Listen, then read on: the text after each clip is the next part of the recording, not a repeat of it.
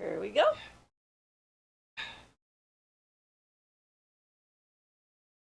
Not cooperating?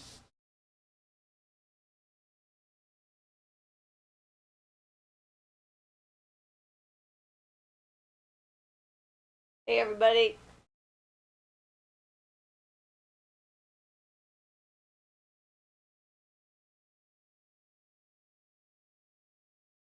Pacific's daylight savings time messing with our brain.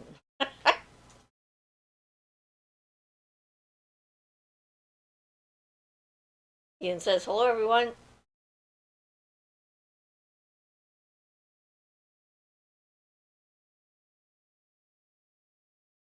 Just had quite a little downpour. It was quite spectacular. Needs to be over. Coming and going really fast.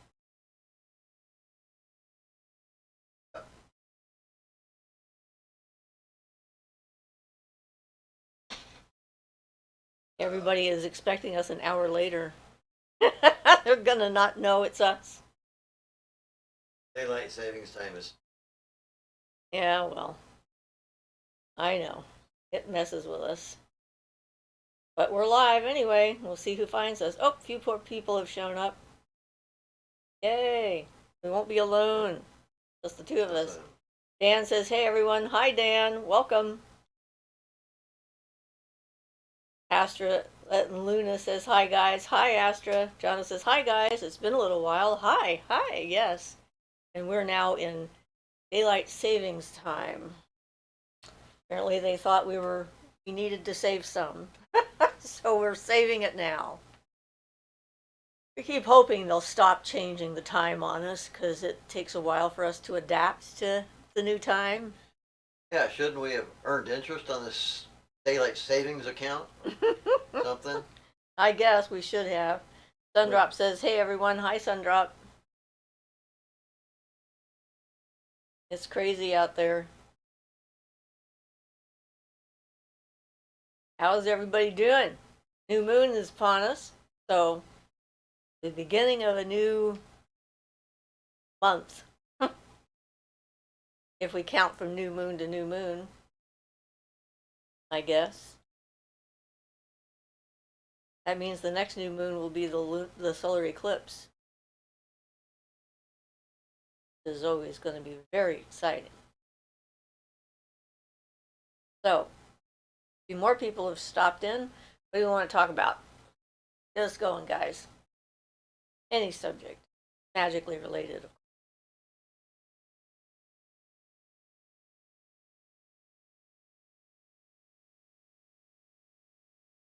We actually watched the result of a small hawk, a kestrel, we think, take out a dove in our front yard. That was kind of startling.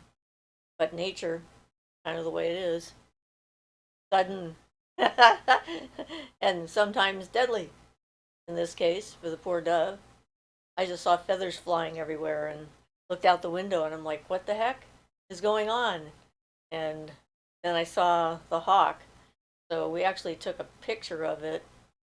I haven't checked to see if it shows up on my phone because it's such a small little hawk. But the crows were up there on the wire looking at it going, what? Keeping their distance. It finally left when it noticed us moving around inside, so that was interesting. Yeah, I didn't know those guys were so small. He was about the same size as one of our crows. Yeah. It looks so different.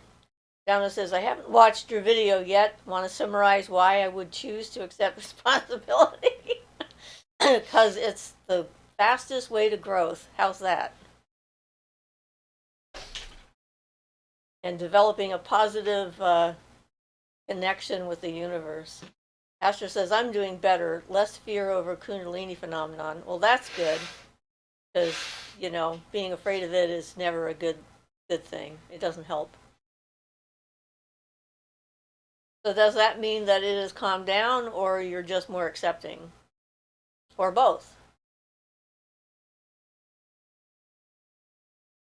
Ian's nose is going insane today. He's been sneezing and nose running since he got up. Astra says both. Okay, cool. Hey, Kat, excuse me, says hello. Hi, Kat. Welcome. Don't remember seeing your name previously. So if it's your first time, welcome. If you've been a lurker for a while, welcome to being in the chat itself. Or if I don't remember you, welcome anyway. I can't get everyone's name in my head all the time. Doing pretty well though. Saw my doctor this week and they gave me my cognitive test to make sure I knew what day of the week it was, what day of the month it was, what month it was, what year it was, and all the other things that happened. Kat says, happy lurker. Okay, cool. Erin says, hello. Hi, Erin. Welcome. Yeah, yeah, so my doctor's appointment went pretty well, I think. Jono says, I'm tired of shadow work. I feel it's time for me to regress. I want to be a 3-year-old. Well, we all have that 3-year-old within us. And, 3-year-olds are kind of awesome, too. So, don't knock your 3-year-old. You can coexist. Pastor says, I started singing mantras and dancing around. It's helped a lot.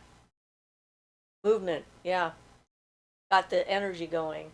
There's a thing called, you can tap your meridians, where you go in the direction of your energy meridians. Actually, it's that way down the outside of the arm and then up on the inside of the arm. I always get it wrong the first time I do it. Might want to look into that. And there's also, I think Qigong is an energy movement kind of thing that goes along with that. And that can maybe help with keeping things flowing. So it could be worth looking at. Asha says, okay, I'll look into that. Yeah. I'm sure it's like everything else. It works really well for some people and not for others. So obviously you figure that out for yourself if it works for you or not, but you never know. We did the tapping of the meridians in massage school. So when we were taking the Eastern, what do they call it? The Eastern style massages, but yeah, Eastern anatomy is different than Western anatomy. So when we were taking Eastern anatomy, that was part of our learning process. Certainly, there are so many different energy systems in the body. It's like, and they all exist simultaneously, between the chakras and the kundalini and the meridians for acupuncture and acupressure and so forth. Astra says, I had a healer teach me about the Moro reflex exercises. She says it can help with the freeze state. I'm not familiar with that one.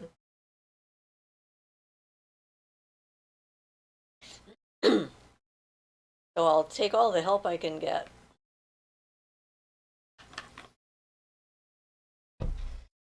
Yeah, when my son got injured, I had an acupuncturist come to the house to work on him because he severed or tore the ligament that holds the collarbone to the shoulder blade, which is like a pretty nasty kind of a thing. Every time you breathe, it hurts. So taking him in a vehicle was not feasible.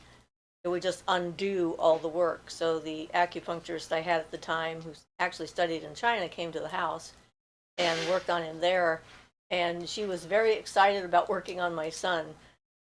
When she would put needles in, he would describe the sensations that he felt in his body, the energy moving and so forth, and it went along with all the pathways that had been marked. And she would go like, they had to have someone like you when they were mapping these out thousands of years ago. So that was kind of fun. Haley says, I found your channel last night as I was wand building on the new moon. Thank you for sharing your story and your path in magic. I feel so encouraged by your teaching. Well, welcome. We always like to have new people come and learn new things and stuff like that. So I'm glad that what I'm doing is inspiration to other people. Astra said, yikes, about the thing. Yeah. Donna says, you guys doing all right? Roof not leaking and stuff? No, it's not. Oh yeah, it's pouring buckets and no leaks. It's like it's been great after got the roof fixed, managed to Yes, manifest that down. yes. So We have yeah, more it's things to awesome. manifest, hopefully to come, but we got that part done, so we're very excited about it. Pastor says, "Wow, he must be really sensitive." Yeah, very in tune with his body. I think healing sort of runs in the family. Both of my children are natural healers. They have a good sense of touch and empathy and so forth for what other people are feeling and where to touch them to make them feel better. And I imagine that's going to pass on through the grandchildren as well. Certainly, my granddaughter has got some of that. Story one says quantum touch. I haven't really done much with that. No.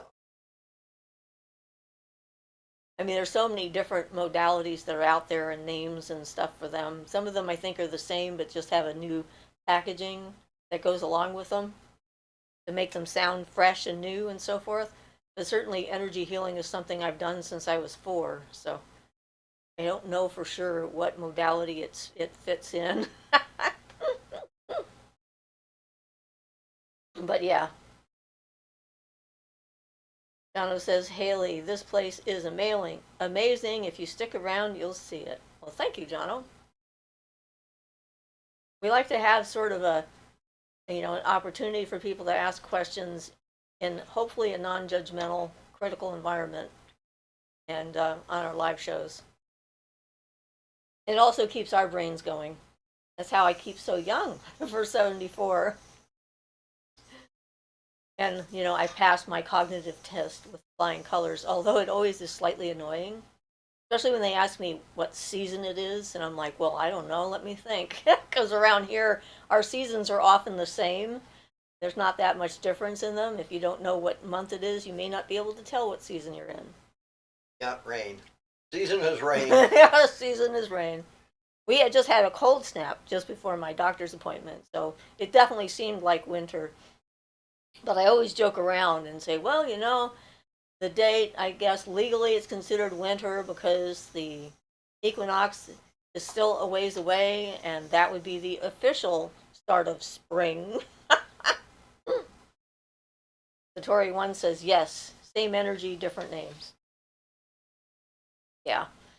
Um, and certainly the idea of things being connected on a quantum level, quantum entanglement and all that other stuff, I find quite fascinating, and it explains a lot about mental travel and all that other stuff. I mean, it fits in with magical thinking and experiences and so forth. I think that there's that field of connection between things, which we call the akasha, and they might call something else. So yeah, it's pretty cool.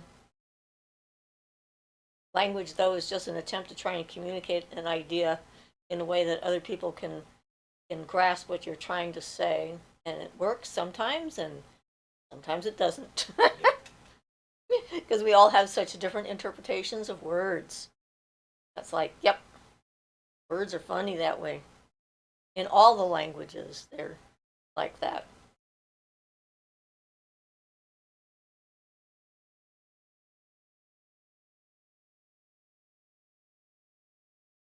I had a bit of an energetic break from contact this week that I apparently needed. I took out the special stone that Ian charged up to keep things away from me for about 2.5 days. And I suddenly realized it was still working, and I thought, okay, I should probably put that back in its silk pouch. And then I went out doing a bunch of errands and went grocery shopping. I had to go to 3 different stores. It's always a huge thing when I have to go shopping. I have to plan the trip. It always takes several hours to get done. And every person I met that day interacted with me was very aware of my presence and their presence. And it was all very positive interactions, which was refreshing. A lot of times it's not like that. And I thought it was kind of interesting. We had little conversations as we were going by when we were almost running into each other, and I'm like, I'm sorry, they say. And I said, well, they don't give us enough room. on these aisles True though, they don't. to be able to avoid each other, and they laugh and I laugh and we keep on going. We're like these little connections that happen throughout my 2 hour trip. So it was nice. I was like, cool. Not all the time. Kat says Eastern healing is quite effective, also applicable to nature. Even Mother Earth has been mapped out in terms of chakras and meridians by scholars. Yeah, but their mapping is not necessarily very accurate because the people that started that whole thing wanted everything to be in straight lines, and the circulatory system and the energy system are not really in straight lines. But it gives you some idea. Donna says, okay, well, the other people are finding their questions any Faye this week. I think I answered that question. No. I was apparently needing a break from interaction. So I took it. Sometimes it helps. Kat says, but yes, languages differ, but the energy exists. Yes. And yeah, the meridians around the planet are interesting. Certainly things are connected, and some of the power spots I've been to over the years have been very interesting and powerful and impactful. Kat says, completely agree with nonlinear energy patterns. Laugh out loud. Yeah, I mean, really, it's a natural thing. Most only crystals really grow in straight lines and geometrically, but everything else is kind of, you know, more adaptive and less straight. So I think the guy that first started it just started drawing lines from one ancient spot to another and said, "This is a ley line." It's like, and I have experienced that when I was at the power spot up in Saskatchewan. I definitely felt a strong energetic connection between that spot and someplace in the Black Hills and Devil's Tower. It was like they seemed to be, there were three spots that made a connection really powerfully. That one spoke of that wheel, which is where I met the Native American guy, Black Eagle, who's visited me from time to time. Even brought his horse once. But yeah, it is interesting. And there's like little rivulets and streamlets and things. So there's just like the capillaries in the blood system. So there's places where the energy is like either blocked and it makes new channels, or it's just a small rivulet and it's going and interfering with something else, and sometimes causing paranormal activity in a place. That's one of the sources of some of that. Jono says, I think where I'm sleeping is a power spot, not the strongest. Not Stonehenge, but still. Yeah, and that can be interesting. I had a house up in Saskatchewan that I lived in that was on a minor power spot, and I had more wrong numbers phoned my phone in that place than I've ever had anywhere in my life. And all of the numbers that called me were trying to call a number that had no numbers the same as my number. And I called the telephone company and they looked into it and they could not find any reason why I was getting all these phone calls. And of course, we didn't have like caller ID or anything at that point. So I answered the phone because I did not know who was calling. And then they'd say, I'm, I'm looking for so and so. And I'm going like, well, there's no so and so here. What number are you calling? And then I'm going like, okay, it's another one of those. I'm sorry, you can try again, but it may not work. You may still get me. It was hysterical. Beth says, hi, everyone. Hi, Beth. Welcome. So, yeah, just sort of fascinating, though, all that stuff, running into things. The energy of the hawk was definitely quite interesting this morning because we've had a hawk in our yard before, but it was a much larger hawk. It was a Cooper's hawk, and they're pretty big, good size. Well, yeah, compared to like the kestrel birds and things, but this little thing was just, he was crow sized. He was a little guy. Yep. And the dove that he attacked must have been his own size. Pretty much. Like, poor dove. I feel for him. Or her. I don't know. But that's nature.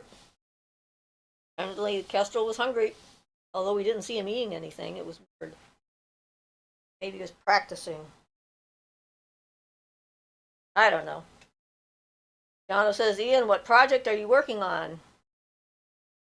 Oh, not really any kind of a project right now. I want to get a new painting started and He finished one painting. electronic stuff, but no real magical project. I'm just going along with my regular stuff, my regular exercises and things.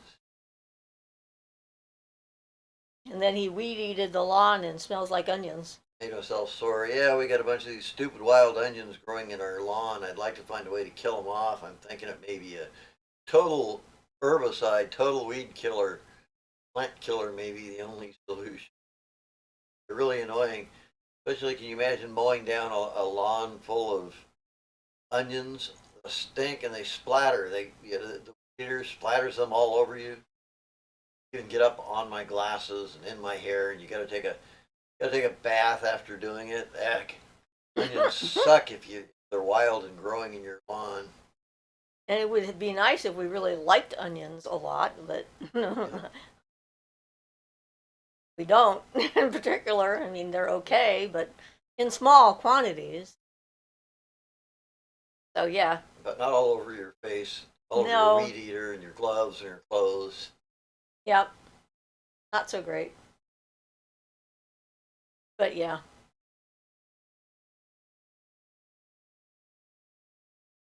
I'm working on a fairy wand right now for one of you guys, and I got to show her how I mounted the very extremely large crystal she sent me to put on it, on the end of it. I got that done the other day.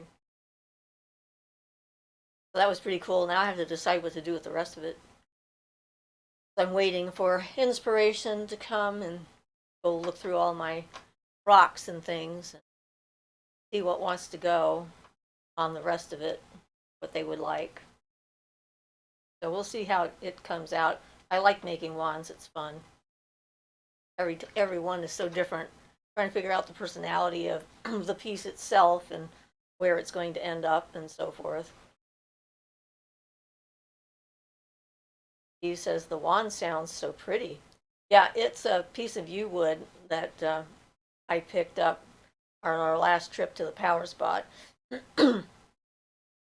Beth says if you use 50% salt and 50% water with dish soap, it works great. Put it in a sprayer. I actually did that, Doesn't and I tried it on these. It did a good job of killing off all the grass and everything else that they were growing with, but the onions just popped right back up again. They withered when I did it. They withered and they all turned brown and looked like they died, but they're all right back now. So that bulb, got to get rid of that bulb. That's what I use generally as a herbicide to get rid of most of the stuff, and I like it because it's organic. And right, like the blackberry bushes. Yeah, and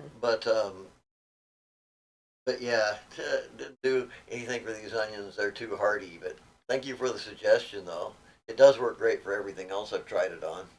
Melly says, hello, everyone. Hi, Melly. Donna says, I got magic fatigue. I think it's healthy for me to concentrate on mundane stuff right now. The Saturn talisman binding and lemon souring spell kind of took it out of me. It'll come back. Well, yeah, absolutely. I'm sure it will. And that's the thing. It's like we have our own tides.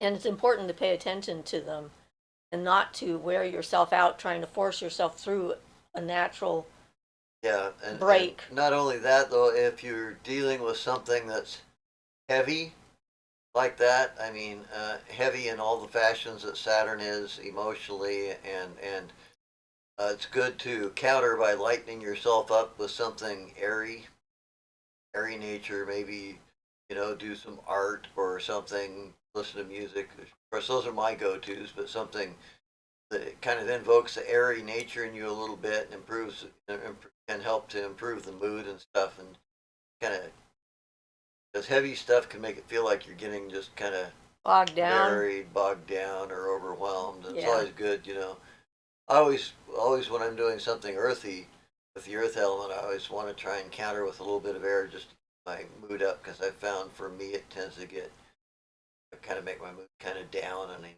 something back up. So Beth says, "Oh my," about the onions.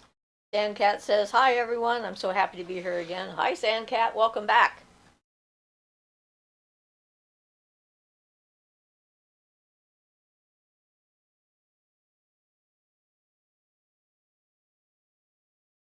Sandcat says, "Hi Beth."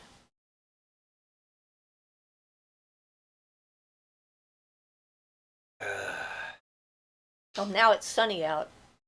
It's so pouring, and then now it's sunny. Like, Yeah, well, that's okay. It'll be pouring again. yeah, that's true. That's about how the weather is right now. It was really windy last night. Woke me up a couple of times. They kept calling me with a high wind warning. Like, yeah, I got the message, guys. Stop calling and telling me that the wind is coming because you know it's here. So we're good. But they want to keep us safe. But all that stuff, nature, is very wild and sometimes unpredictable. It's amazing how accurate they can be considering how fast the weather patterns can shift. So we're learning a lot, but it's still like a lot of, intuitive assumptions that they have to make. Well, and you'd be surprised. This isn't anything to do with magic. I'm sorry, but um, down in Brookings, which is where I used to have to drive down to Brookings to work, and I carried a scanner around when I was driving just to for entertainment to listen to the police scanner, and they called the radio stations and told them to quit announcing the high tide because people were going down to the rest areas, parking in the rest areas to view the high tide, and their cars were getting washed out into the ocean because rather than staying away from the high tide, they all took it as, oh, let's go look at the high tide since they're announcing it on the radio. I So I like thought that when, was yeah, ironic. Their attempts to keep people safe by warning them about it resulted in the opposite effect. that happens Right. when we have a tsunami warning too.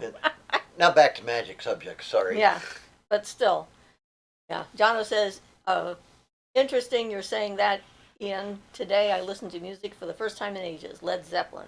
Good choice. Awesome. Music is a uplifting and interesting emotional encounter with sound and What Led instruments. Zeppelin? Let's see. Kashmir or the Immigrant Song, maybe. Stairway to Heaven. Or all of A lot them. of good ones in there. Yep. Could be all of them. They have plenty of stuff. But yeah, sound has got its own power. Achilles' Last Stand is another one I like. I'm definitely more on the rockish end of things. I like some bluesy rock, but not so much straight blues. Sorry, off the subject of magic. Guess my brain is just wandering today. At least you're Because here. Led Zeppelin has some good magical songs, and Stairway to Heaven, however it was inspired, has a lot of good potential mystical meanings in there, whether or not they put them in there on purpose. But considering that I understand that Jimmy Page once uh, owned, I believe, Crowley's House on house the Loch in on Scotland. the Loch, yeah.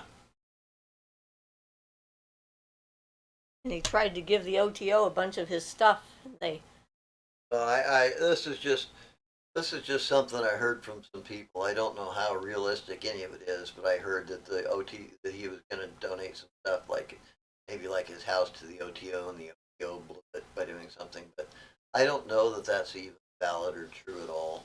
But I do know that Jimmy Page is involved with Boleskine House.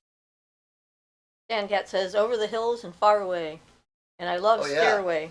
another nice one. Over the hills and far away. Yeah, Good music out there. Stairway. Yeah.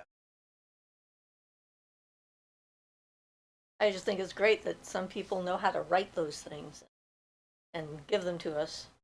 for inspiration. Well, some of them really seem inspired. I always thought Stairway to Heaven just seems inspired.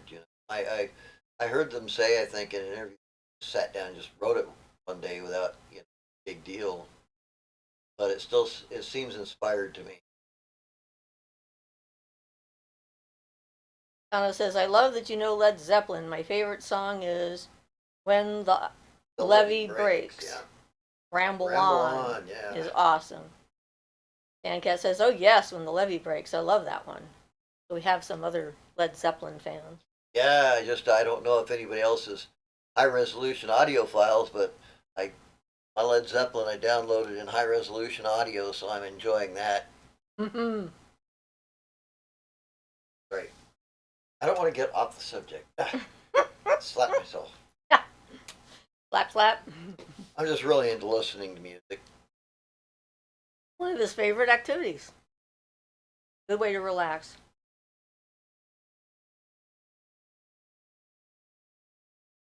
I find it interesting that he likes music that I grew up with. I do. I like music from before my time. Yep. Yep. Kat says, anyone with advice for dream walking? Well, let's see. Dream walking, you mean lucid dreaming? I mean, when you're trying to become aware of dreaming, there's a few things you can do. You can set up some kind of a activity during the day where you like look at a watch or look at a phone or ask yourself, am I dreaming, when you walk through a doorway. You set up a question that with an activity, a daily activity, where you say, am I dreaming? And then when you are dreaming, at some point in a dream, you'll be doing that daily activity, and the repetition you've done while you were awake will sneak in, and then you'll do that and ask yourself, am I dreaming? And then you'll realize you are. And that's the beginning of lucid dreaming. So that can work actually pretty well. And if it's a specific kind of dream that you're wanting to have, then you program your waking life. You can put up pictures or and that kind of thing. Jono says, come on, Led Zeppelin is magical. We're on topic. I have a lot of pretty magical songs. Cat Eden adds, encountering beings on that plane that aren't exactly friendly. Well, remember, when you're in a dream, it's yours to control. And, you can take control of it. One of the things that they recommended, there's a couple of different cultures around the planet that do dream walking. Aboriginal cultures and so forth in Australia and other island cultures and things like that, where one of the things to do is to confront the things in your dream that appear to be negative or that are trying to hurt you, and turning them into an ally, a friend rather than a foe. A lot of times that can be like a part of yourself that you need to deal with, and there's like so many different levels to the dream experience to start with. I've had a few times where I've shared a dream with someone because I needed to. It wasn't something that I did on purpose. One of them, when my daughter was having nightmares, I had her sleep with me and told her I was going to go in her dream to find out what it was, because she couldn't remember it, and we couldn't use the usual tactics and techniques of talking about the dream and working it through and saying it in different perspectives, like from the perspective of the dreamer, from the perspective of an object in the dream or another character in the dream. And that's how you can get some insight into what the dream is trying to talk about. So if you have something that's frightening, if you can retell the dream in the first person from the point of view of the thing that is not friendly, you might be able to find out what's going on and why it's appearing that way. So it can be very interesting to do that. So I recommend The Dream Game by Anne Faraday. It's an older book, but it's got a lot of good ideas in it. Astra says, I got to make my friend breakfast a few days ago. She was having a hard time, and she has puppies. So that was so darn fun. Strawberry crepes and playing with puppies. Puppies are magical. Yes, absolutely. Dan Cat said, I had a dark black figure approach me and embrace me, telling me everything is going to be okay. I was awake. It was late at night. This is the only time anything like this has happened to me. Well, that sounds positive. Julia says, listens intently as I take my seat and smile to everyone. Hi, Julia. Kat says, I try to take on different forms when I'm in an adversarial situation. It takes up a lot of energy, but figured I'd ask if I was missing something that could be proved useful. Well, I have some spirit animals that come to my aid in the dream state. So you can sometimes have that, have different spirit allies of various kinds that will be available to you if you feel like you're threatened. So that can help as well. Dan Cat says, I wasn't afraid as it seemed motherly, not my mother, as she is not loving. I think it was my guide, as I asked her, and she said, yes, it was her. Well, that would make sense, you know, to have an encounter like that. And, you know, the universal mother energy can appear in a lot of different forms and shapes. Donna says, I don't dream enough to practice lucid dreaming. I absolutely love dream interpretation, though. It can teach you a lot about yourself. The thing about the latest video about taking responsibility, it's not just shadow work per se, but it's just like life work. I mean, everyone should be doing their best to take responsibility for their own actions. Things would be a lot different if they did. Dan Cat said, it was truly amazing, and I felt so blessed when it happened. Yeah, it is an interesting thing to have something that's obviously not you interact with you on that kind of a level, and to get that feeling like when the tree tried to comfort me when I was crying. And it's sort of hard to put into words. Well, it's always a certain amount of a shock, but it's like it's a good shock. But there's always, I call it like a shock, because there's always something, there's something there that tells you that it's outside of you. And to me, it's like a little shock. It's like, something else. Other. There is other. Yeah. Yeah. It gets us out of our idea of us being the only thing around, too, which I think is part of the shock. Like, I think I want that there. There. Sandcat said, I was going through a really rough time. I feel so much better now. Yeah, and that's the thing, is like when that happened to me, it opened up doorways into all sorts of things, like realizing that I wasn't alone, that humans weren't the only game in the block, that there were other things out there that cared about me that weren't people, because certainly the people I knew at the time pretty much sucked, and my experience with people up until then had been pretty much not so great.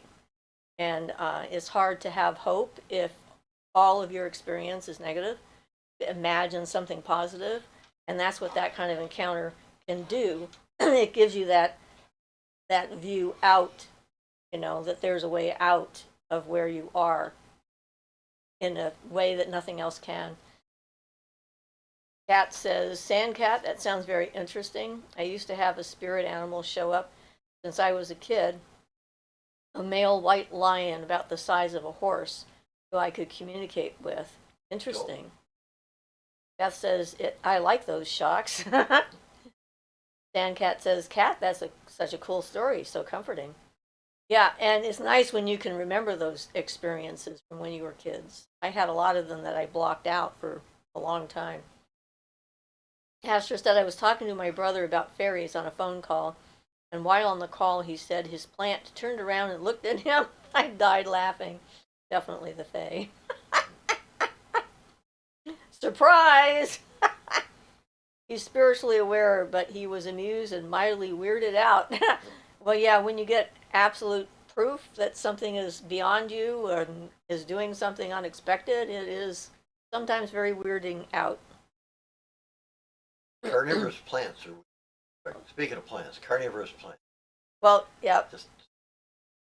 We have a prehistoric carnivorous plant that grows wild in our state.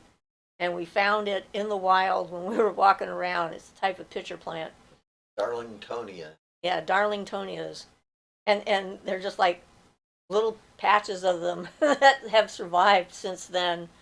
There's like in one town near us, they have a Darlingtonia walk where they have built a little wooden walkway through a patch of these wild Darlingtonias. Isn't it? Is it outside of Florence? Is that where it is? I think Just so. outside of Florence. Yeah. Yeah. Around Florence. Yeah, I think just the other side of Florence. They have a little sign. After we discovered them when we were on a trip camping, I started looking into them because I'm like, what the heck? Yeah, we had no idea they were. They don't look around like here anything in else Oregon. Yeah. in the entire forest. Is like, what are these It was- things? Well, I mean, it was clear when we saw them that they were pitcher plants, but we didn't know that they grew around here. Yep. Dancat says, I have always believed in the other, but when it happens, it's like, yes, I knew it was real. The plant looking at your brother sounds wild. I would love that. Jono says, here's one. To manage anxiety when waking up, I've started imagining me talking to a copy of myself, and I'm a third person watching the chat. It's helped a lot, but I'm scared it makes me insane. Well, I think it actually helps to make you, what's the word? More self-aware of what's going on. My granddaughter and I were having a talk about this the other day. I have in me the observer that sometimes comes to my help in weird situations when I don't know what's going on. Like I had a bad reaction to a medical prep that made me feel suicidal years ago. And I had my observer sort of split off and said, okay, here's what's happening. This is why you're feeling this way. This is what you need to do. You need to take yourself upstairs, tell someone what's going on. And I followed my instructions. And I think that's a healthy and helpful kind of thing to assist you in those kind of confusion states and stuff like that. So Yeah, I think I don't think there's anything weird about that in particular that you worry about. well, being aware of your own subconscious and your own Yeah. thoughts. And I would just call that self-awareness myself, a way of becoming self-aware and more, stepping outside of yourself is usually a really good thing for perspective if you manage it, but not everybody can. yeah, being able to get that kind of a overview is what I call it. Is like the overviewer can help in a given situation because then you don't feel like you're trapped in it so much. It sort of gets you out of it a little bit, so then you can look at it more dispassionately from a distance, and that allows you to process information on a somewhat different level. I know myself, I have difficulty seeing an overview in a lot of situations sometimes. It's something I work on myself. Julia says, Jono, but why? The best person to have most conversations in life with is yourself. Yeah. Kat says, that's really smart. I love the idea. I'll do that next time. Thank you, Jono.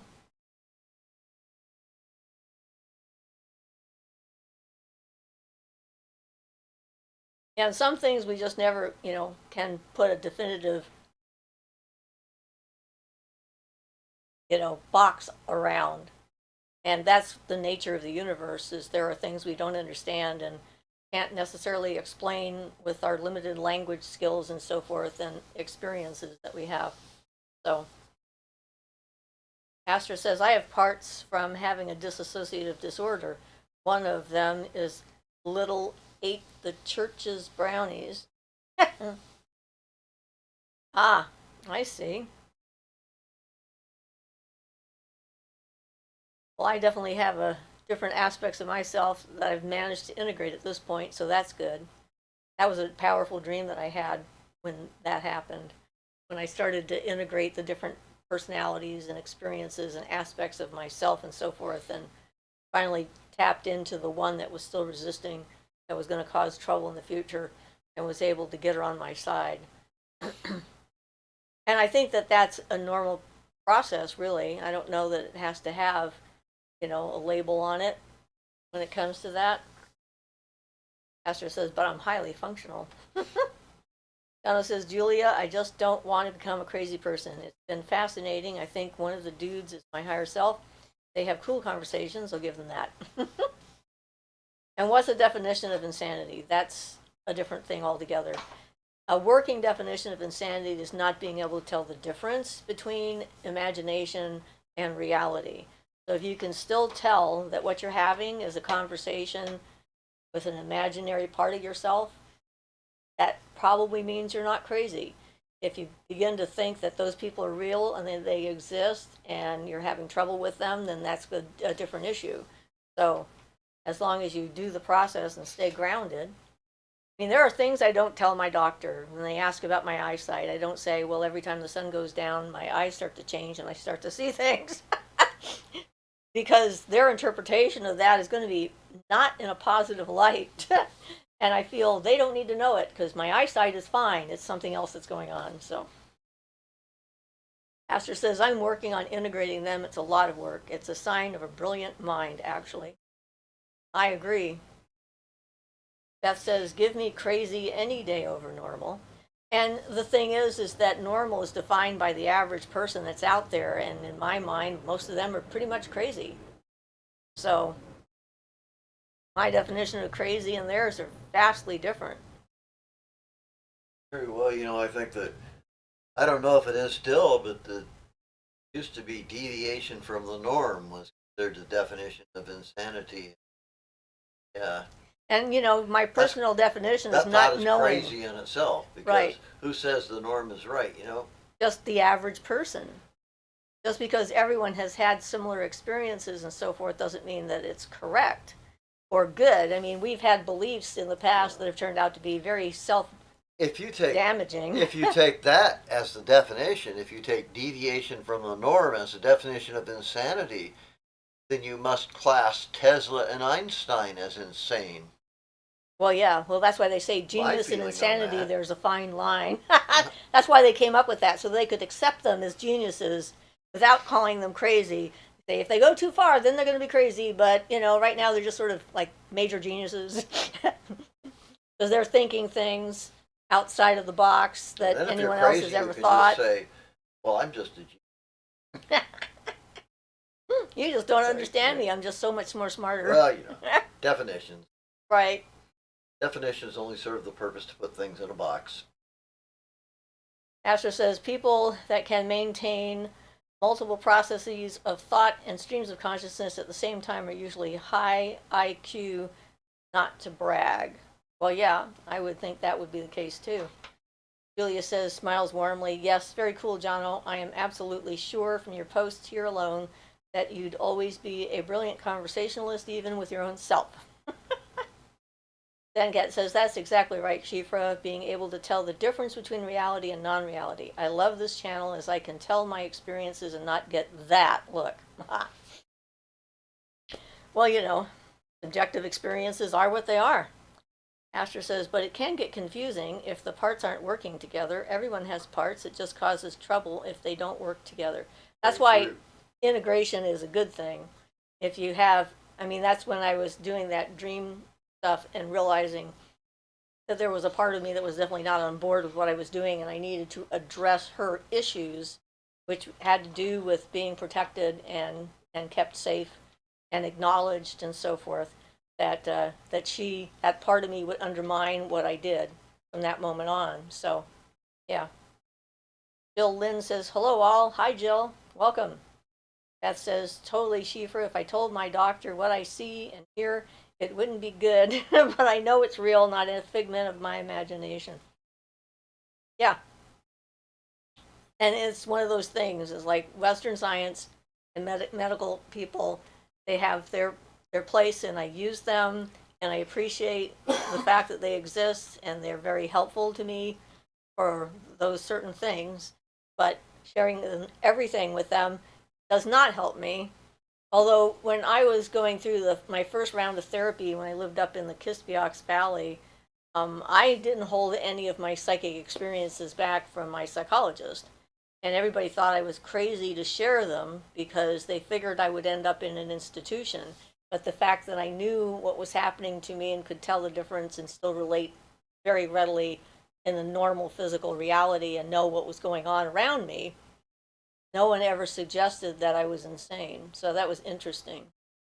Yeah, because a lot of people were really afraid of telling. It depends on who you're seeing, though. Well, I don't feel comfortable with that. Yeah, it depends on who you are and who you're seeing. Yep. Julia says, if someone called me crazy, I just smile and gaze at them, perhaps longingly or mischievously, depending on my mood. Bill says, may I please ask a question? Of course. You can type it in anytime. Jono says, Yes, we welcome questions. Yeah. I've done some crazy magical stuff, but I think lots of wannabe magicians are in danger of psychosis. I saw my land guardian. That's not normal. Well, it's not normal for you, but it may become your new normal to be able to see your land guardian. And yes, magical psychosis is definitely a possibility, and as a channel, we experienced that not long ago. So that's why grounding is so important, and boundaries. With somebody else, mind you, I'll add. It wasn't Yes, one of us having the wasn't magical us. psychosis. But Astra says, haha, you're crazy if you don't talk to yourself. Carl Jung was kind of crazy, but he worked on integrating his parts. Even had a breakdown. Brilliant guy, but he's way over my head. Kat says, compartmentalizing is the reality of having this kind of life. Not everything is for the general public to know. Well, yeah, absolutely. Because they're not going to understand it. I mean, people only understand what you say based on their level of experience and understanding. And no matter how much you might want to share with them the incredible, amazing, and stupendous thing that happened to you, if it's something that they cannot allow themselves to consider, then it doesn't matter how you phrase it or what you say, they're not going to understand it. Yeah, and it can also be just too far out of context if they're not used to dealing with magical stuff and that. It'll be gobbledygook to them because they won't understand it, and then what will happen from there is they'll assign their own meanings to it since they don't understand it, and you can end up with some really big miscomprehension part of people at times. Fuel some pretty bad behavior. So Donna says, please ask Jill. Jill says, I have complex PTSD and I have been presented with an experience that I would appreciate assistance with. All right, let us know what the experience is and we'll see if we can help. I also have complex PTSD and so does my husband, Ian. So we know a little bit about the condition. Shay says, hello all, happy new moon in Pisces. Hi Shay. Welcome to your 15 minutes of break that you get. Yay. I like your little fox face. That's a little fox face, yep. I'm pretty sure. I could be wrong, but it looks like that to me. I think you're probably. If you think that the experience is too much to get into on our live forum, you can send me an email at siofrasmagicalcove@gmail.com and we can talk there in private. Beth says, that's why my friends are like us. I can't relate to people that are still living in an old programming system. Yeah, totally understand that. Kat says, I've come to enjoy having my own private point of view at this point. Unless specifically asked, I'm happy to keep to myself. Dan Cat says, most people are so busy buying, wanting the latest thing to make themselves happy that they don't notice the tiniest parts of nature around them, therefore not experiencing anything from the other. This is true. And, you know, that outward look and distraction is one of the things that keeps people from progressing. Keeps them like, you know, out there. And sometimes I think it's because they're afraid of what they're going to find if they look in here. And so the distraction is a way to sort of keep distance from it. I'm sure not all of them, but Jill Lynn says, I'm completely against porn and my boyfriend has been watching porn behind my back and I'm feeling horrible. That sounds like something you need to talk to him about.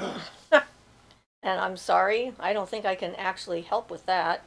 But I can understand why, because it's a trust issue. Have you considered couples counseling, perhaps? and maybe getting a third person involved in it that has some special skills that they can assist you with. Or maybe he's not the right partner. Astor says, I've used my intellect to protect myself, but it's upsetting when I figure out I couldn't outthink my way out of emotional and spiritual problems. Yeah, sometimes we can, sometimes we can't. Dancat says, as long as I have wool, knitting needles, and a crochet hook, I'm happy. Well, I use crafts as a way of distracting myself sometimes, to get things out and to do something productive if I'm in a situation I have no control over. It gives me something I can control. Julia says, oh, at Beth, I know precisely what you mean. My son knows about my practice and somewhat my beliefs, but he's a struggle to communicate without editing due to that very thing. Yeah. Bill says, I did speak to him and he is not taking accountability. You can't force someone to take accountability. You might want to look at your situation. And if this is who he is, he may not, and he's not willing to change, and you're not comfortable with it, he may not be the right partner. But that's not for me to say. Sandcat says, Jill, this would make me very unhappy too. I'm sorry you were hurting. And Beth says, I'm sorry, Jill. Jill says, thank you, Sandcat. Chuck says, I was searching scrying and your video came up. Not familiar with your channel, but saw you were live. Welcome. Yes, we do this once a week, almost every week. When we're not going to be doing it, we let everybody know, but it's been pretty much every week. So you're always free to come on a Sunday when we're live, and certainly feel free to watch any of our videos. That we've got 460 or so videos up there, I think, at this point. Feel free to ask any questions too. Yep. Everybody new here. Yep, that's what we're here for, to try and answer questions. Sometimes people don't like our answers, but that's okay. And sometimes we can't answer the question. Sometimes we don't know the answer, and that's okay too. Because we don't know everything. That's right. We are so well informed, but not on all subjects. Astra says, so yeah, I don't know a lot about spiritual things, and it was kind of humiliating to not know. But I guess it happens to the best of us. Bill says, thank you all for your loving kindness. You're welcome. And I'm sorry that you're in that position because, you know, especially with complex PTSD, usually trust issues is a huge thing. And for me, learning how to trust a partner, that was huge. Well, yeah, there was some other interesting things too. When we got together, I had to pretty much stay entirely away from alcohol. I didn't consider that that was just an okay, because Siofra had such bad experiences with previous partners and things, and with alcohol and with her father and all that, and those things were an issue until it came to the point eventually that I could trust you. yes, it wasn't an issue. The first time I saw him drink something, I watched him very suspiciously for quite some time. I'm like, okay, is he going to turn into somebody else now? I don't know. I don't know him long enough to be able to tell. Well, it probably helps that, you know, I had already done the drinking thing and gotten over it. So now if I drink something like a dark beer, it's because I enjoy a dark beer. I don't drink to get drunk. So yes, you need a partner who's willing to work with you, not who is just going to do their own thing. And that was my point. I was perfectly willing to forego alcohol if that was what was going to, you know, cause a problem. I wasn't going to do it. And I appreciated that greatly. So Sandcat says, Monday morning in New Zealand. All right. Goofy Head says hello. Hi, Goofy. Belly says, as a beginner, I wonder if it is a good idea to look at or read a book that is not a beginner content.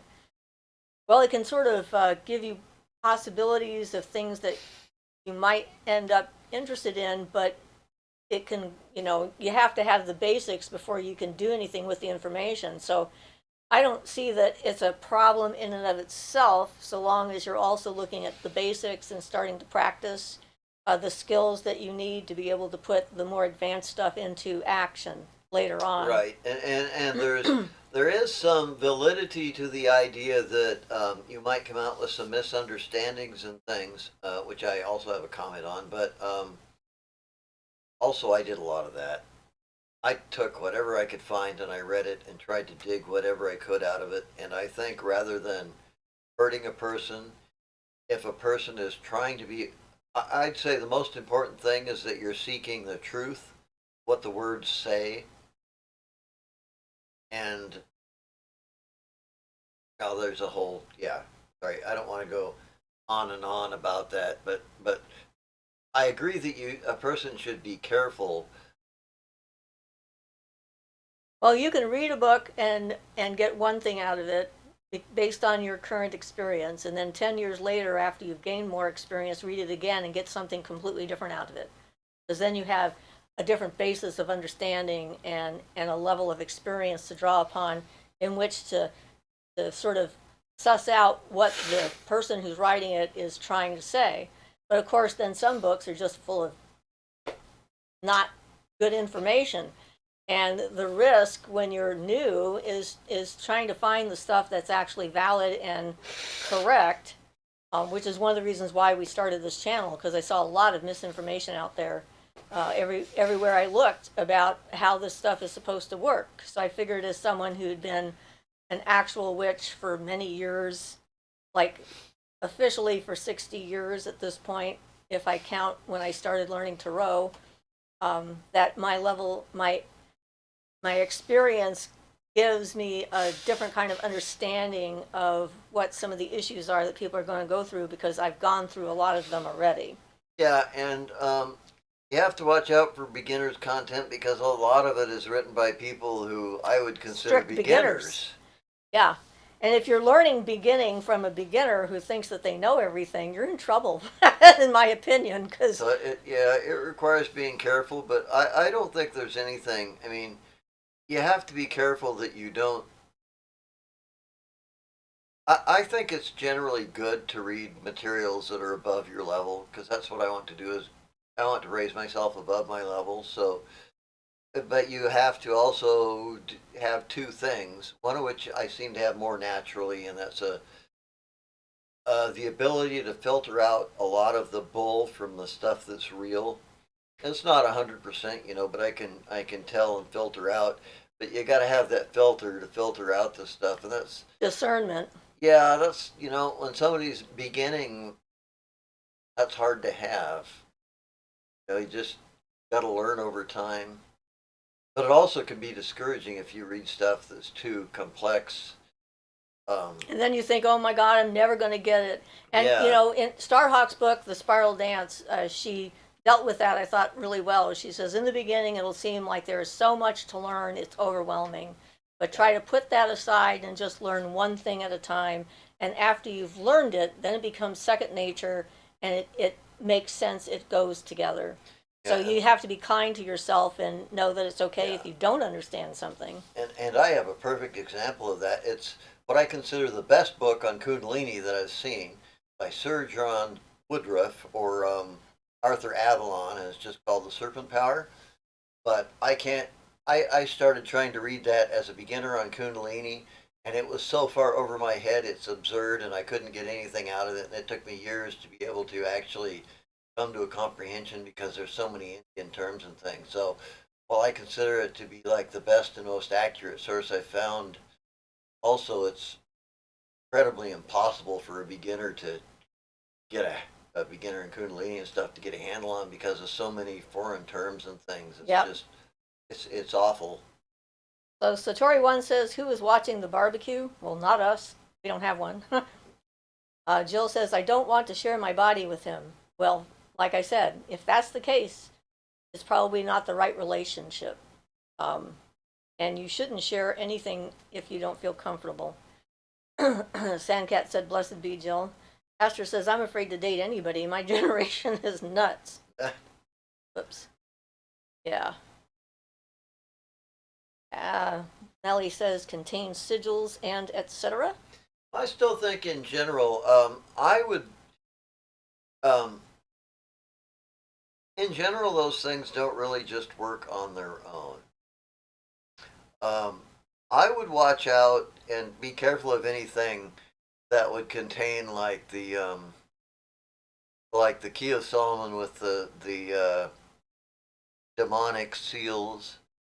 You just generally kind of stay away from those and don't um,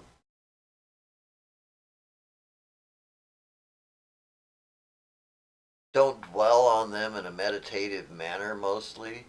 But generally, seals and things in a book or something like that aren't going to do much on their own unless you purposely try to make a contact with them or the forces they represent. It's just kind of like a Ouija board too. That there's a lot of information that of opening portals and things like that, and usually the only way those things happen is if the practitioner has those things in mind when they're them. Maybe because of their fears of you. So A lot of different levels. yeah, things like that aren't generally an issue because the one exception would be if you read a book or something, or like somebody's personal diary where they put down a sigil, and if that sigil has been charged up by them, if somebody has purposely charged up the individual sigils in person, you should be careful of those. But otherwise, I'd say generally you're pretty safe at the ones in books and things. It's if you use them and if they're valid and if you get in contact with a force you're not ready for. But I'd say you're generally pretty safe, something like that. They My can be thought. interesting to Yeah. look at and to think about. Yeah. But if you don't know how to use them, you're not going to be able to make use of them. And So, it depends on the seals. Some of them, like the ones Barton gives, have an intrinsic connection to the beings. So if you gaze on it or meditate on it, you can make a connection with that being in a manner whether or not it's good for you. But like I say, generally that requires working with them, not just looking at them in a book. right. Astra says, not that I'm the picture of sanity, but I treat people well.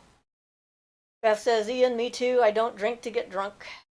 Goofy Head says, I got to feed the Muscovy ducks that come to my house today. Cool. Jill says, blessed be, Sandcat. Sundrop says, any advice for me? I have no spiritual motivation. Could be that I live with non-practitioners. I have no drive. What do you think it could be? You have to make an effort to go outside and interact with the world. It's not going to just come walking through your door. So whether you're with practitioners or not, the world is out there and it's huge and there's a lot of it. And it's always available for you to interact with if you choose to. You have to get out of your own head and out of your own way to be able to make that kind of a connection. So stargazing or getting up when the sun is rising, appreciating physical reality and the world around you, having a pet, interacting with it. I mean, there are so many things. Yeah, part of what provides my spiritual motivation is the fact that I've been able to heal myself and help myself by doing these spiritual exercises and things. And the more it's helped me, the more that's kind of become my spiritual motivation. But I must admit that I had a desire to try to um, spiritually advance myself even as a child. And I've looked into myself and I don't know where that motivation comes from.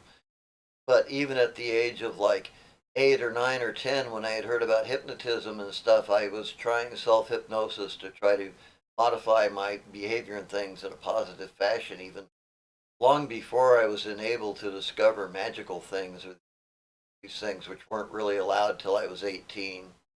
And if you're too stuck in your head, volunteer your time to people who are in need, who are going to appreciate your attention.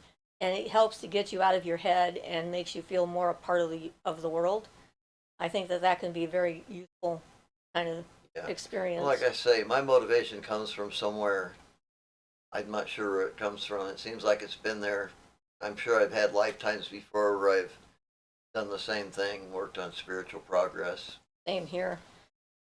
Astor says, yeah, me too. I avoid drinking because it lowers the disassociation threshold. I could have one drink and lose memory of the whole night. Well, that sounds like a good thing not to do then, for sure. Yeah. I don't like being out of control. That's one of the things I don't do much in the way of substances. And that's one of my things. I had back when I was a teenager, I used to drink a little bit. I'd have that a little bit. It's like, what's the point? It's not any fun if you lose your memory of everything. I never remember being drunk to the point of staggering because I would lose my memory before that. Steve says, Siofra, have you thought of writing a book? Yeah, people have suggested it, but I'm a storyteller and I like the video format. All of my experiences pretty much come out in the videos, so, and then you have my voice and inflection and so forth to go with it too, so I don't know. I haven't. I have written some things down, but I don't have like an official book.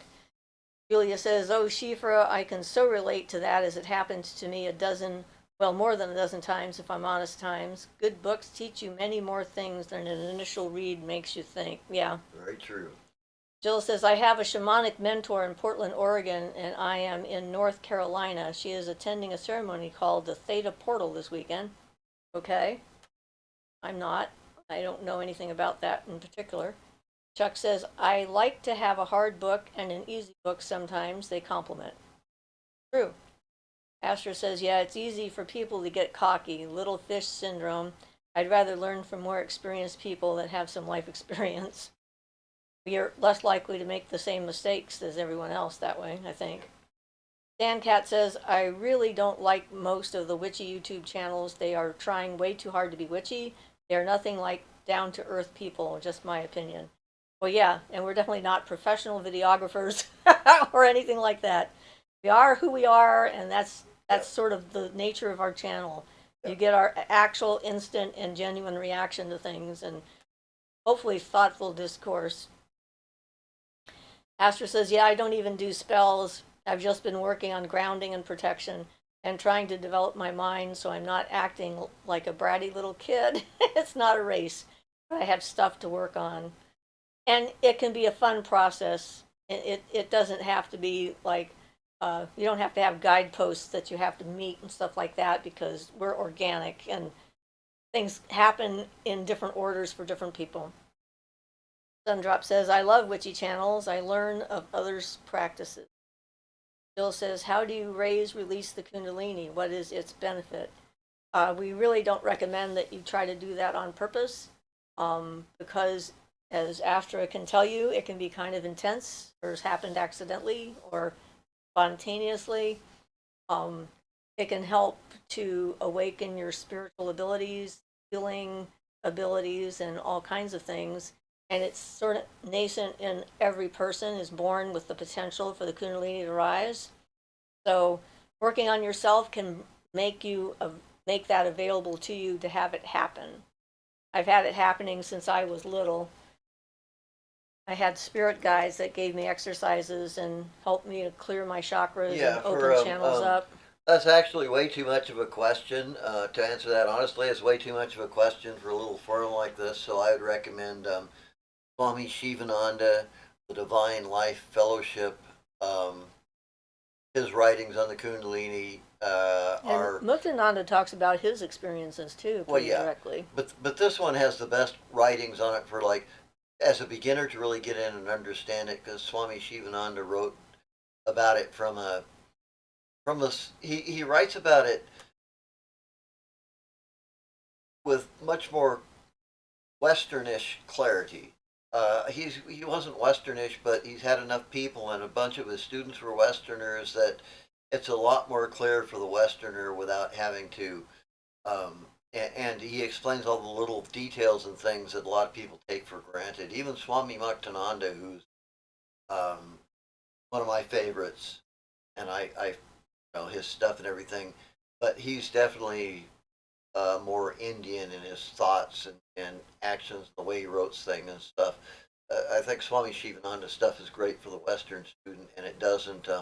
It's also accurate, and it doesn't leave out any of the stuff that, like, some authors leave out stuff like, oh, Westerners wouldn't like this, Westerners wouldn't like that, so they just leave it out. He's very good at the explanation of things.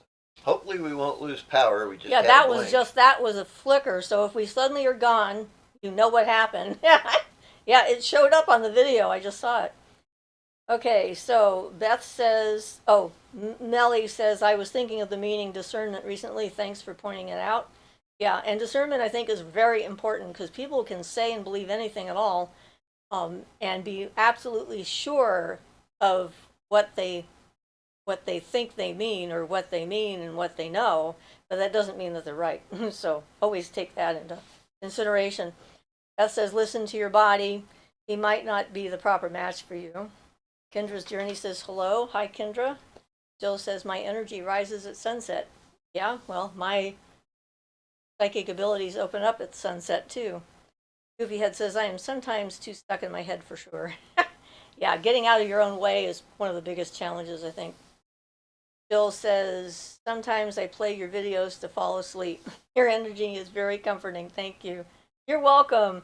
Well, I actually had, when I was teaching yoga classes at one point, I had a gentleman in my class who, whenever we got to the end of the class and we're doing like, the corpse pose, just laying flat on the back, he would fall asleep and start snoring. And he begged me to make a tape so that he could use it to get to sleep because he had trouble sleeping. And apparently, I was very able to put him sound asleep. Like, all right. Beth says, I don't like the young witchy poo YouTube channels. They're trying to be too hip, too trendy, trying to do this editing for views, and they're babies. They don't know anything. Yeah. And, I'm sure that they'll grow if they keep up with it at some point. Bill says, I value you both very much. Thank you. Thank you. Beth says, excuse me, they do know some things, just enough to get themselves in trouble when they're good editors, but they're good editors. Astra says, yeah, that makes sense. I'm too hard myself and treat this life sometimes like it's a test that I have to get an A+ on. I think some of that is hypervigilance, but life is meant to be enjoyable. Yeah, true. Bill says, thank you for the recommendation. You're welcome, but remember, your life is your own. You have to make your own decisions. We would never tell you what to do. We just give you what it seems that we. Astor says, I think people are supposed to have fun with witchcraft and plan. Maybe that's what I'm supposed to learn from the fairies. And play. Maybe that's what I'm supposed to learn from the fairies. Well, yeah. I remember I was teaching a class at a women's festival on witchcraft and ritual and stuff like that. And I used the cauldron as the 5th point in the center of the circle, as spirit, the spirit point. And somebody was like getting too close to it, and I'm like, watch out, you're going to like knock time and space off its axis and we're all going to die. And she freaked out. I'm like, started laughing. No, it's okay. It's like she couldn't believe that it was okay for us to laugh at our mistakes. And I'm like, yeah, okay, not church. We're not that serious. Being joyful is a good thing. Joy has its own power. Agreed. So Beth says, sunset for me as well. And I loved it when I taught my yoga classes and we got to the meditation part. If you fall asleep, that's a compliment to me.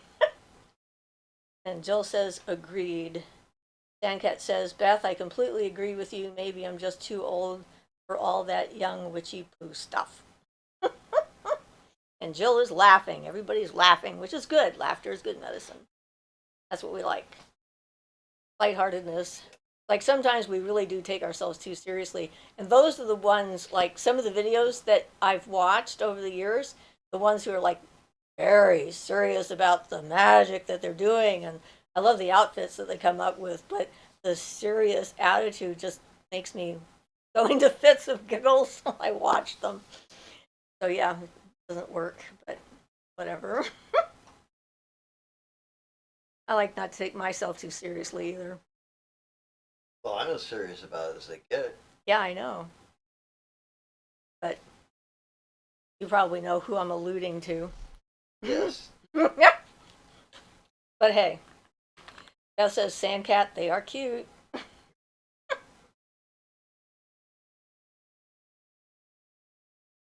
Well, everybody's just trying to figure it out, and wanting to understand things is a good impulse. If that's what they're doing it for. I mean, if they're doing it just to try and, get followers, make money, get likes, do whatever the trendy thing is, which seems to be a number of them, it's like it's become like a lifestyle. Being a witch is a lifestyle, not actually a path like it is for us. And, it's interesting. I wish them all well and so forth, but every so often I hear some of the wildest observations and I just go like, what? Where did that come from? That came out of left field. But hey, I'm a practical witch. Yes, we're practical and pragmatic. Yep. Astor says, growing up, I felt threatened by religion. If I didn't figure things out, I'd go to hell. Yeah. I felt, Yeah. when I was raised as a Methodist, I felt there was something intrinsically wrong with me that I could do nothing about because I was born a female. And that meant that I was bad and there wasn't any way to fix it. I'm glad I don't feel that anymore. Astor says it's refreshing to not have to worry about getting in trouble. Yeah. Danket says, Beth, yes, they are. I just wonder if they live true to study them say. I can't see the word because the heart's in. Wonder if they live true to study, they say. Oh, okay. Kat says, oh my God, Astor, I think that's really common for anyone who has a background with organized religion. Yeah, unfortunately. Unfortunately, because Yeah. there's a lot of power and control over people going on in most organized religions, including some pagan ones. I mean, we're not immune to that. There are some of them that are definitely very much into the whole power structure. Well, I once, I used to take myself way too seriously for the magical stuff. That was before I realized that, um, all these paths are valid. Witchcraft, hermetic magic, the Western path, my current path, they're all valid paths, depending on where you're at. Depends on what fits for You you. know, I had a big thing about witchcraft originally when I first started out, that this was just a bunch of people and like they didn't care about the progress. They were trying to, but it was just my mistaken impression. Everybody as a newbie has some mistaken impressions. I guess that's what newbies are for, I to guess get over so. them and become old bees. Yep. Beth says, Sandcat, a couple of them do, and they will grow in time. Chuck says, once I got over the idea of hell, so many routes of information and information from self opened up. Yeah. If everything you did wasn't a potential death sentence for all eternity, or actually torture sentence because you'd have to be dead first. Dancat says, true to what they say, ha ha, typing without my Oh, glasses. I know what that's like too. True to study. Okay. Beth says, I knew as a toddler in church I was extremely uncomfortable and I was already doing things adults can do in the magic world. I didn't do it on purpose. It just happened once you set yourself free. Well, I remember people being afraid of me from the time I was little, and it was very confusing because I couldn't understand why, because I never did anything mean. But the fact that I knew stuff I wasn't supposed to freaked people out, and that made them afraid. And I find that an interesting conundrum right there is that people want to know stuff, but then they become afraid when they start to learn that other people might know stuff that they don't know. It's like, what? Yeah, it made my head hurt. So Astor says, yeah, religion is helpful for some people, but it was part of what shattered my mind. It's a lot to recover from. I still have friends who trust to threaten me with hell, so I'm going to dump them and get new friends. Try to threaten me. Yeah, your fingers are having fun, aren't they? Yes. Yeah, well, yeah, I have religious issues in my background too. My grandfather was a big hardcore, The pastor. yeah, hardcore preacher. One of those, what do they call it? The one of the holy rollers. Holy rollers, The yeah, fundamentalist, yeah, fundamentalists. hardcore fundamentalist and stuff. So I have all sorts of stuff in my background with my mother deciding I was possessed by the devil and all sorts of nasty stuff in my background, which I don't want to get into. Tried to get him exorcised when he was like 12 or so. Yeah. Had holy water thrown on one of my computers. Because he had a game called Demon's Hollow. Yes. Satan's Hollow. Satan's Hollow. Sorry. Way back on the old Commodore 64. So. Yep, My they figured computer it was got true. It was exorcised, real, yeah. so they had to exorcise it with holy water. Almost made your computer blow up, I imagine. So Dee says, are there any supplements we can take to become more psychic? Not that I've come up with. Yeah, not really. Being healthy and well and mentally stable and doing the work and so forth is a way to become naturally more psychic and opening up. It's an interesting idea because there's a lot of the Chinese herbal medicine and stuff, the esoteric and all chemical stuff that alludes that there might be something, but I've researched herbs and things, and there's nothing that I ever came up with. You know, if you wanted to go that route, there, you know, they were called sages because supposedly they drank sage. That's one of the ones that's supposed to have a long term effect on you becoming a sage or enlightened or whatever, but nothing that I've ever verified has any validity that I've run across. So Chief Keef says to know is a never-ending journey. That's a fact. Julia says people even now worry that you may know some of their secrets if you can know things without a normal explanation. That's Well, because they're ashamed of what they've done. Yeah. There's no reason to be afraid of that unless you just don't want it to get out. And then they aren't going to follow Barton's methods if they're afraid of that, because that's one of the things he teaches you how to do.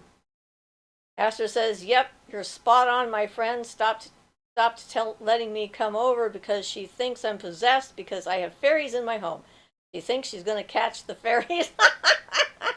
Are they catching like it's cold? I should send some gnomes to her house. Maybe you should come up with a non-harm fairy trap. Danget says, Ian, this sounds so awful. My heart goes out to you having these memories. Yeah, it's not nice. Kat says, it's always the ones who take themselves too seriously who are very insecure. Doesn't matter what they preach, but without wit and levity and humility, it's just empty power plays. Good point. Yeah. Valid, yeah. Julia says, good goddess at Astra. With friends like that, you should start using them for practice range for handgun practice. Oops, did I say that with my out loud voice? Yeah, we don't recommend that kind of thing. Astra says, laugh out loud. Yeah, my mom was like that with my brother's video games. Good old 90s satanic panic. Oh, God, yes. There was a lot of that, wasn't there? Julia says, for sure, Siofra. That says, sage tea is great for parasites. Hey, who are you calling a... Oh, sorry. Yes. No, it actually... Who are you calling a parasite? It gets rid of parasites. Yes, it's true. Well, we've only got like 3 minutes left on our time here. So we're having fun. We're on a roll now.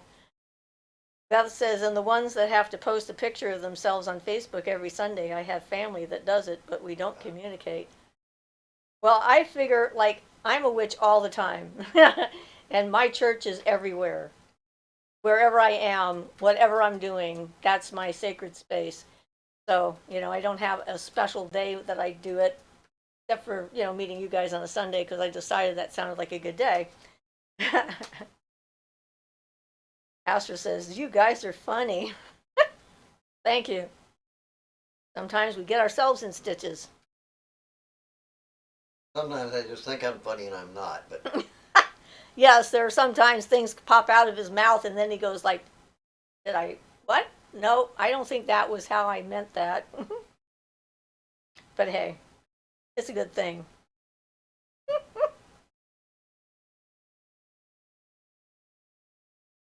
And Ian says, blessed be everyone, and thank you very much for being here. With hearts.